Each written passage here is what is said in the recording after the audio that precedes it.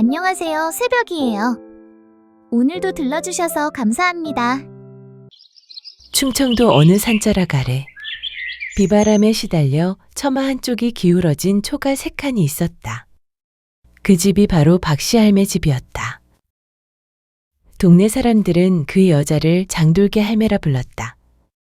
장날만 되면 장터를 휩쓸고 다니는 돌갯바람처럼 어디서든 나타나 억척스럽게 장사를 한다 하여 붙은 이름이었다.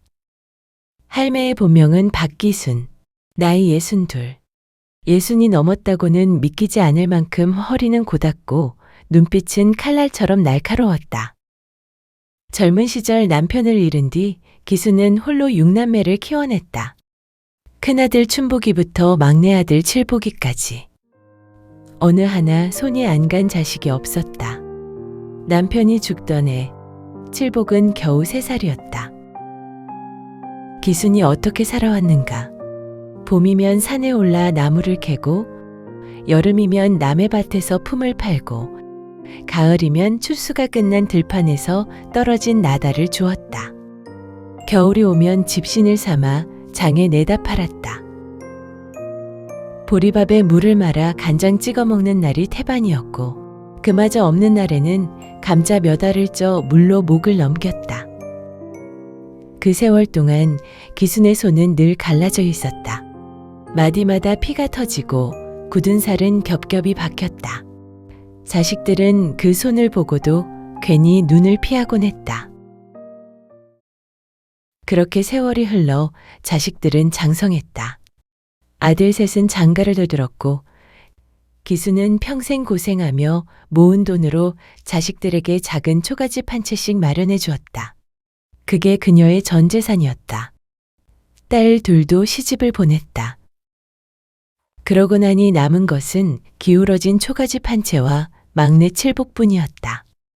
자식들 가운데 인물도 반듯하고 성품도 가장 뛰어난 막내였건만 칠복은 어머니를 모시느라 장가도 가지 못했다. 줄 것이 없었기 때문이다. 어머니도 알고 칠복도 알았다.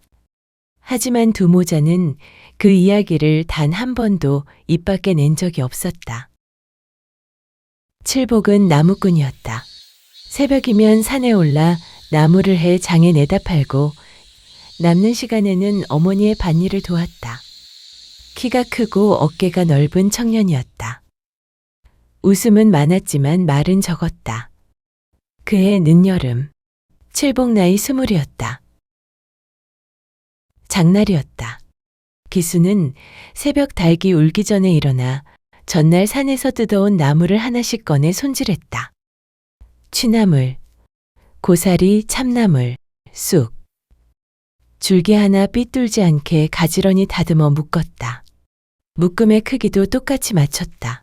그 솜씨가 벌써 신의 내공이었다. 날이 밝기 전에 나물들을 보자기에 곱게 쌓아 등에 얹었다. 장터까지는 10리길. 기수는 쉬지 않고 걸었다. 장터 안쪽 늘 앉던 자리였다. 20년 넘게 같은 곳에서 장사를 해온 자리였다. 그만큼 단골도 많았다.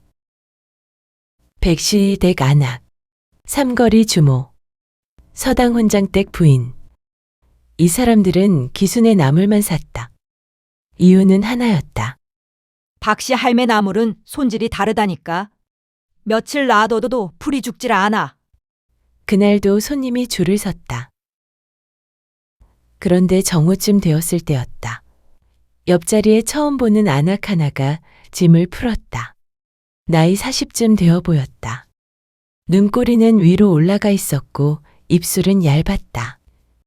나물량은 기순 것보다 2배는 많았지만 사람들은 죄다 기순나물 앞에만 모여들었다. 처음 온 손님조차 기순 앞에 서서 물었다. 할매, 이거 얼마요? 값을 듣고는 흥정도 없이 그대로 사갔다. 옆자리 안악이 목청을 높였다. 이리 오시오. 나물 싸게 드리리다. 방금 캐온 거요. 그래도 아무도 오지 않았다.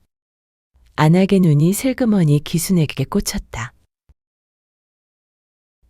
1시경쯤 지났을까? 안악이 갑자기 자리를 비웠다. 그리고 잠시 뒤 양동이 하나를 들고 돌아왔다. 양동이에서 코를 찌르는 냄새가 났다. 거름 냄새였다. 기순이 눈을 가늘게 뜨며 물었다. 그거 뭐요? 안악은 대답하지 않았다. 대신 양동이를 번쩍 들었다. 그리고 촤! 거름물이 기순의 나물 위로 쏟아졌다. 순식간이었다. 장터가 얼어붙었다. 기순은 잠깐 아무 말도 하지 못한 채 손만 달달 떨고 있었다. 그 나물들은 새벽 어둠 속에서 산에 올라 뜯어온 것이었다. 이슬에 손이 얼어가며 허리를 수십 번 굽혔다 폈다. 안악이 삿대질을 했다. 이게 다 텃세 아니고 뭐요? 왜 손님을 다 빼앗아가? 그 말에 기순의 눈이 번쩍 켜졌다. 내가 뭘 빼앗았다는 거요? 손님이 다 할매 쪽으로 가잖소. 기순이 코웃음을 쳤다. 그 손님들이 오늘 처음 온 손님이요? 안악이 입을 다물었다. 기순이 말을 이었다. 내가 이 자리에서 장사한 지가 20년이요. 그쪽이 오늘 처음 온 거지. 장터 사람들이 슬그머니 고개를 끄덕였다. 안악 얼굴이 벌개졌다. 그래도 내 장사 망친 건 맞잖소. 기순이 딱 잘라 말했다. 그쪽이 먼저 내 나물에 거름 부은 건 맞잖소. 안악이 씩씩거리며 입술을 깨물었다. 그때였다. 장터 저쪽에서 누군가 빠르게 걸어왔다. 20살쯤 되어 보이는 처녀였다. 길게 따은 머리를 등 뒤로 늘어뜨리고 양동이를 두 손으로 꽉 잡고 있었다. 걸음이 성큼성큼 빨랐다. 그리고 그 양동이에서도 익숙한 냄새가 풍겼다. 거름 냄새였다. 안악이 그걸 알아채고 눈이 휘둥그레졌다. 야, 야, 야! 거기 서라! 뭐 하는 거냐? 처녀는 멈추지 않았다. 2걸음, 3걸음. 그리고 안악 앞에 딱 섰다. 다음 순간, 촤! 처녀가 들고 있던 양동이를 그대로 뒤집었다. 거름물이 안악의 나물 위로 시원하게 쏟아졌다. 장터가 순식간에 조용해졌다. 안악이 펄쩍 뛰며 소리 질렀다. 이것이 미쳤나? 뭐 하는 짓이야? 처녀는 빈 양동이를 바닥에 내려놓았다. 그리고 안악을 똑바로 바라보며 눈 하나 깜짝하지 않았다. 그쪽은 뭐 하는 짓입니까? 안악이 기가 막혀 말을 더듬었다. 뭐? 저 할머니 나물에 먼저 거름 부은 건 댁 아니요? 장터 사람들이 웅성거렸다. 나는 그냥 똑같이 했을 뿐입니다. 안악 얼굴이 새빨개졌다. 어린 것이 지금 나한테 대들어? 네가 뭔데? 왜 끼어들어? 처녀가 한 걸음 더 앞으로 나섰다. 목소리는 여전히 담담했다. 우리 할머니요. 장터가 다시 한번 술렁였다. 뭐, 할머니? 안악이 어이없다는 듯 비웃었다. 저 할매가 네 할매라고? 처녀가 고개를 끄덕였다. 예, 그리고 또박또박 말했다. 새벽부터 산에 올라 뜯어온 우리 할머니 나물에 거름을 끼웠는데 가만히 보고 있을 손녀가 어디 있겠소? 안악이 씩씩거리며 소리를 질렀다. 인연이 아주. 그쪽이 먼저 한 일을 내가 그대로 돌려드린 것뿐인데 왜 소리를 빽빽 지르는 거예요? 장터 사람들 사이에서 킥킥 웃음이 터졌다. 어떤 노인이 말했다. 맞는 말이구먼. 그러게 말이야. 안악은 더 말할 수가 없었다. 주변을 둘러보았지만 아무도 편을 들어주지 않았다. 결국 씩씩거리며 나물짐을 챙기기 시작했다. 재수 없어. 오늘 장사 다 망했네. 그리고 돌아서며 소리쳤다. 내 눈에 다시 띄어봐라. 처녀가 태연하게 대답했다. 장날마다 나오세요. 저도 장날마다 나올 테니까. 그 한마디에 장터에서 웃음이 터졌다. 어떤 사람은 박수까지 쳤다. 안학은 얼굴이 새빨개진 채 장터 밖으로 사라졌다. 기수는 걸음에 젖어 망가진 나물 앞에서 그 처녀를 바라보고 있었다. 갑자기 기순의 눈이 뜨거워졌다. 남편이 죽었을 때도 자식들 앞에서는 끝내 눈물을 삼켰던 기순이었다. 그런데 오늘은 이상하게 눈물이 올라왔다. 처녀가 다가왔다. 할머니, 괜찮으세요? 기순이 눈을 훔쳤다. 나는 괜찮다. 근데 너는 네 집 딸이냐? 처녀가 웃으며 말했다. 얼마 전에 이 고을로 거처를 옮겨왔어요. 강옥이라 합니다. 강옥이? 기순이 걸음 묻은 나무를 내려다보며 말했다. 이 나물은 이제 못 팔겠구나. 강옥이 광주리를 들어 올렸다. 제가 버리고 올게요. 기순이 손을 내저었다. 됐다. 무겁다. 괜찮아요. 이 정도는 가볍습니다. 그리고 씩 웃었다. 어르신, 댁이 어디세요? 기순이 잠시 처녀를 보다가 말했다. 느티나무 있는데 아느냐?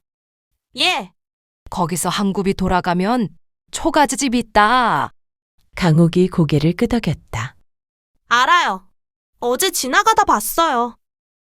그렇게 두 사람이 장터를 나섰다. 집 앞에 다다랐을 때였다. 산에서 나무를 해내려온 칠복이 마당에 서 있었다. 지게를 내려놓으려다 고개를 든 순간 칠복의 눈이 멈췄다. 어머니 기순이 낯선 처녀와 나란히 걸어오고 있었다. 무언가 이야기를 하며 오는데 어머니의 입꼬리가 살짝 올라가 있었다.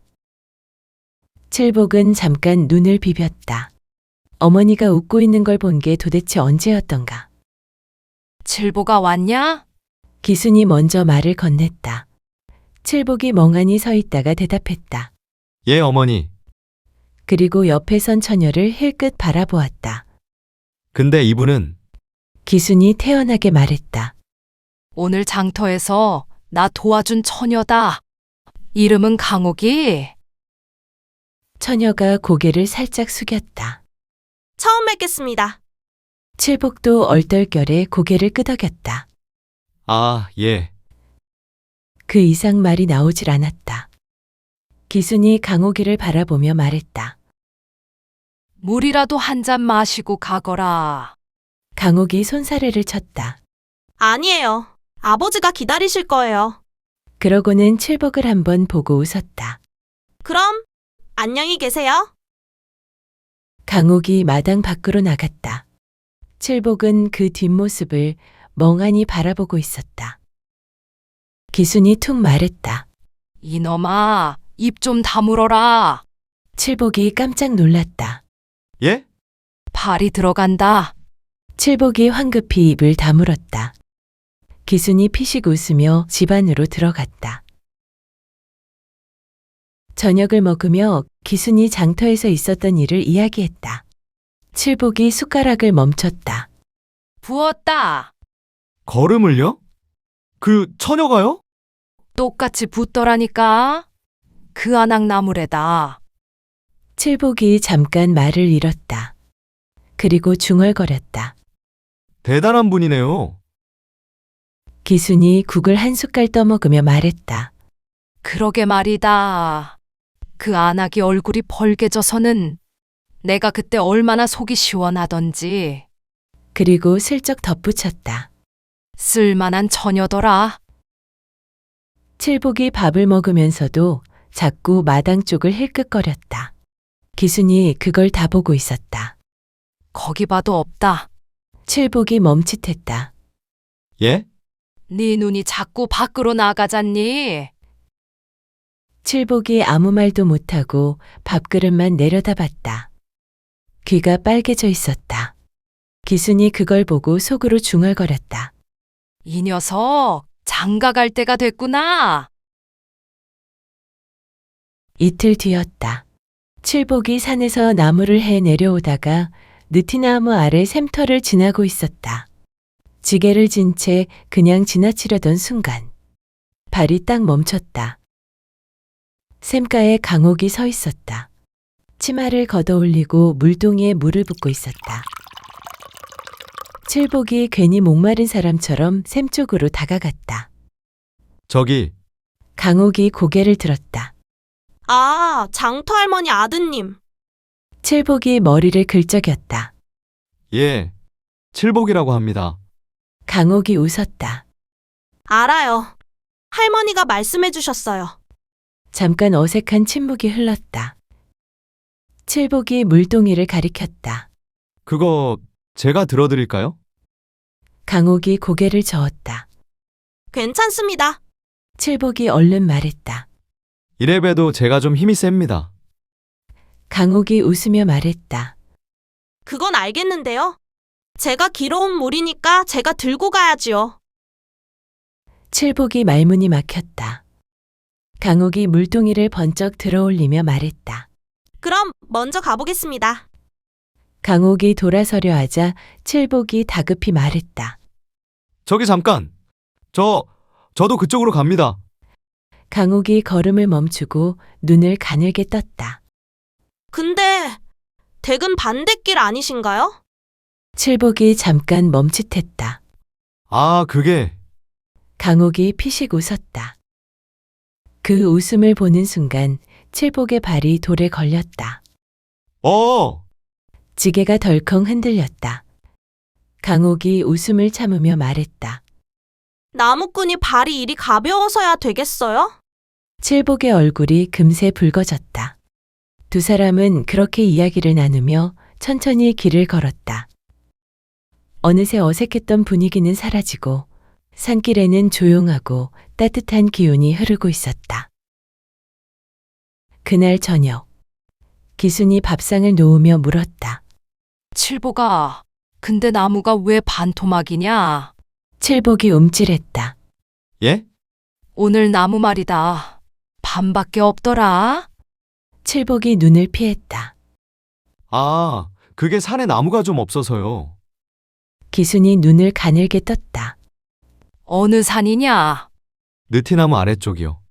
기순이 한참 칠복을 보더니 말했다. 거긴 참나무 천지다. 칠복이 입을 다물었다. 기순이 밥을 뜨며 툭 말했다. 나무하러 간 게 아니라 잠시 뜸을 들였다. 강옥이 보러 간 게지. 칠복 얼굴이 순식간에 붉어졌다. 아, 아닙니다. 기순이 코웃음을 쳤다. 됐다. 그리고 중얼거렸다. 그래도 우리 막내 사람 보는 눈은 있구먼. 기순의 입꼬리는 슬쩍 올라가 있었다. 그날 이후였다. 칠복과 강옥은 느티나무 샘터에서 자주 마주쳤다. 처음에는 인사 몇 마디 나누는 사이였지만 날이 갈수록 이야기가 길어졌다. 그리고 그렇게 시간이 흐르는 사이 칠복과 강옥의 마음도 점점 가까워졌다. 그해 가을이었다. 칠복과 강옥의 혼인이 조용히 치러졌다.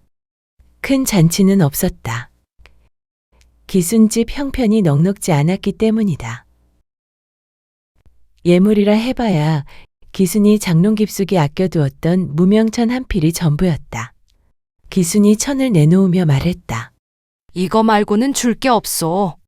강옥 아버지 배서방이 손을 저었다. 이것도 과합니다.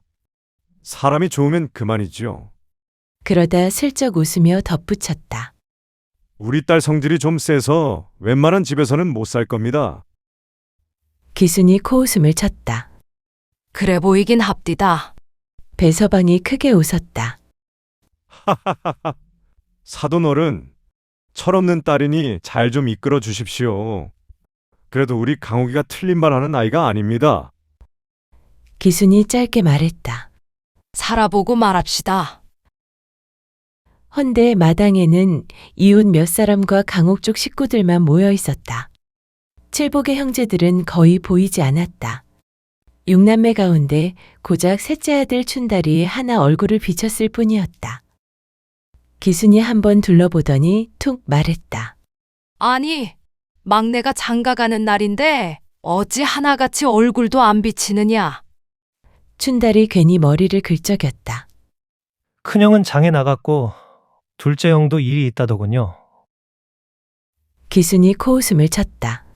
그래? 돈 준다 할 때는 냉큼 오더니 그때는 시간이 남아 돌았나 보지. 춘다리는 아무 말도 하지 못했다. 잠시 뒤 기순이 다시 입을 열었다. 장남이라고 제일 큰 돈을 썼다. 그래도 그 집 문턱이 닳도록 드나들 줄 알았지. 내가 가면 어찌나 눈치를 주던지. 밥 한 술 뜨기도 편치 않더라. 그리고 툭 덧붙였다. 그렇게 효도하겠다고 하더니 춘다리가 작게 말했다. 어머니, 다들 형편이 있어서 그렇겠지요. 기순이 짧게 내뱉었다. 형편은 무슨 사람 마음이 없는 거지. 마당이 잠깐 조용해졌다. 옆에 서 있던 강옥이 조심스럽게 입을 열었다. 어머님, 기순이 고개를 돌렸다. 강옥이 부드럽게 웃으며 말했다. 오늘은 좋은 날이니 그런 말씀은 나중에 하셔도 되지 않겠습니까? 기순이 한참 강옥을 바라보았다. 그러다 짧게 말했다. 그래, 오늘은 네 날이지. 그리고 손을 털며 불렀다. 칠보가, 손님들 밥상이나 더 챙겨라. 칠복이 얼른 움직였다. 강옥이 집에 들어온 지 반년이 지났다. 강옥은 시어머니를 살뜰히 모시고 집안일도 흠잡을 데 없이 해냈다. 하지만 그 사이 6남매 가운데 집에 찾아온 형제는 하나도 없었다. 어느 날이었다. 큰아들 춘복이 찾아왔다. 기순이 마루에 앉아 있다가 물었다. 네가 어쩐 일이냐? 춘복의 몰골은 말이 아니었다. 수염은 덥수룩하고 옷은 해져 누가 봐도 거짓골이었다. 기순이 눈을 찌푸렸다. 근데 너 꼴이 왜 이 모양이냐? 춘복이 머뭇거리다 말했다. 어머니, 상의 드릴 일이 있어서요. 무슨 상이? 춘복이 기침을 한 번 했다. 돈이 좀 필요해서 기순의 눈이 좁아졌다. 얼마? 10량만 빌려주십시오. 기순의 눈썹이 꿈틀했다. 뭐? 10량? 잠시 침묵이 흘렀다. 내가 10량이 어디 있냐? 춘복이 더듬거렸다. 그래도 어머니가 평생 모으신 게 기순이 잘났다. 평생 모은 거 너희 다 주고 없다. 내가 막내한테 얼마나 미안한 줄 아냐? 춘복이 결국 고개를 숙였다. 어머니, 그게 사실은 도박빚입니다. 못 갚으면 그놈들이 저 죽이러 올지도 모른다고요. 마당이 조용해졌다. 잠시 뒤 기순이 말했다. 나가라! 춘복이 놀랐다. 어머니, 나가라 했다! 춘복은 더 말하지 못하고 돌아섰다. 부엌에서 일을 하던 강옥은 그 이야기를 다 들었다. 기수는 저녁 밥상 앞에 앉아 있었지만 수저를 들지 않았다. 강옥이 기순이의 손에 수저를 쥐어주었다. 어머님, 조금이라도 뜨세요.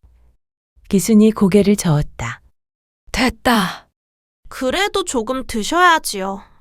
다 들었냐? 예. 기순이 낮게 말했다. 창피하지 않냐? 강옥이 되물었다.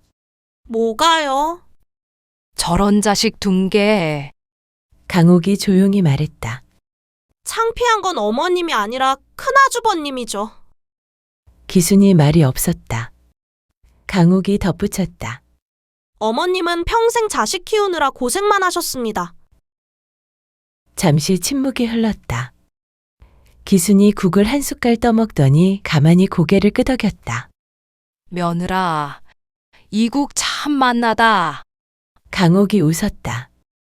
그 말이 기순이 할 수 있는 가장 큰 칭찬이라는 걸 이제는 알고 있었기 때문이다.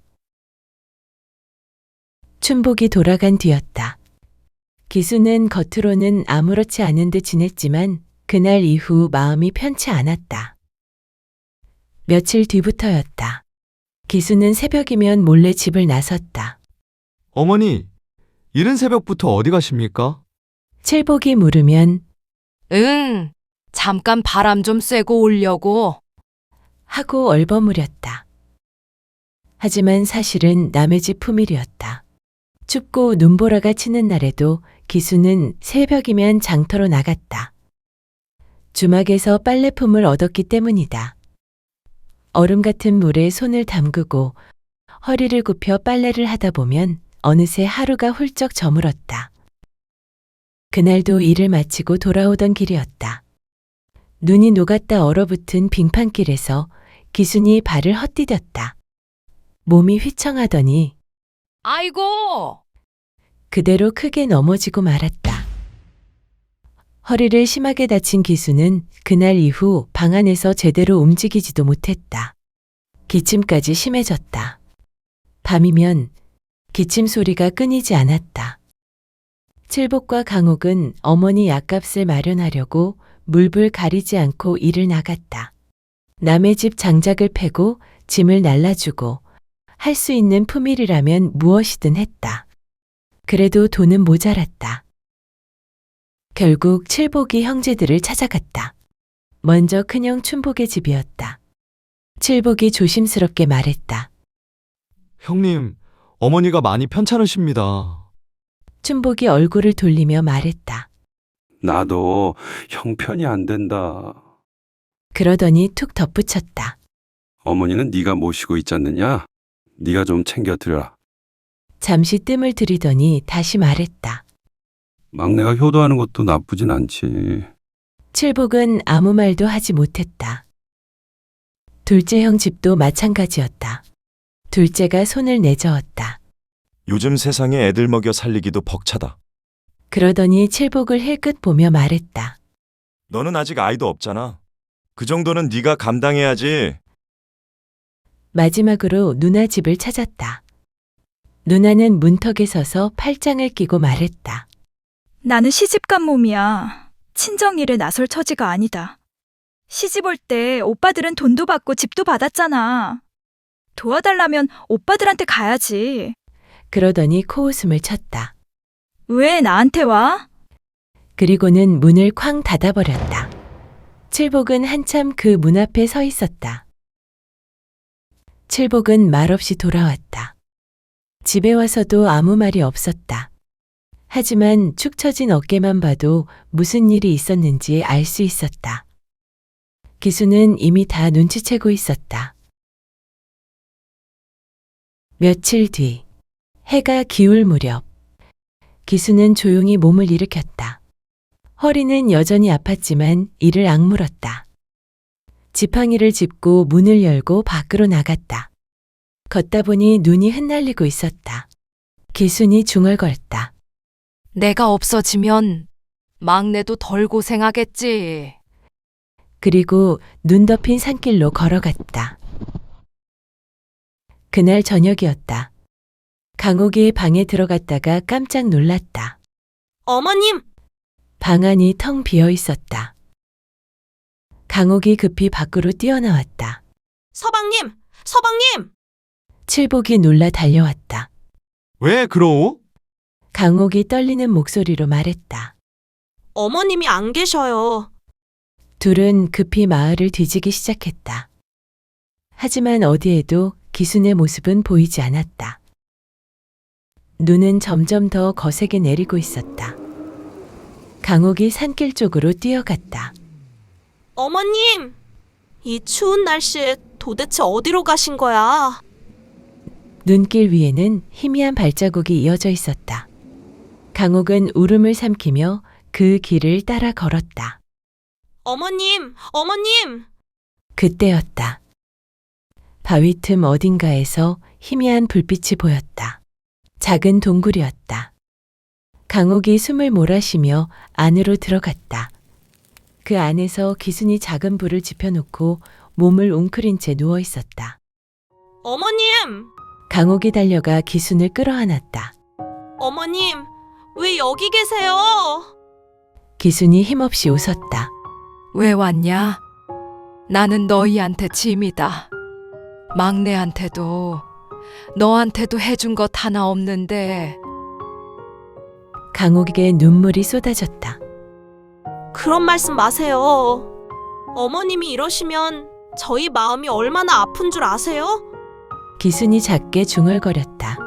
내가 없어지면 너희 둘이 편할 텐데. 강옥이 고개를 세게 저었다. 아닙니다. 어머님이 계셔야 집이지요. 강옥이 기순의 손을 잡아 두 손으로 비비며 말했다. 이 손 좀 보세요. 얼음장 같잖아요. 그리고 기순을 등에 업었다. 얼른 집에 가요, 어머니.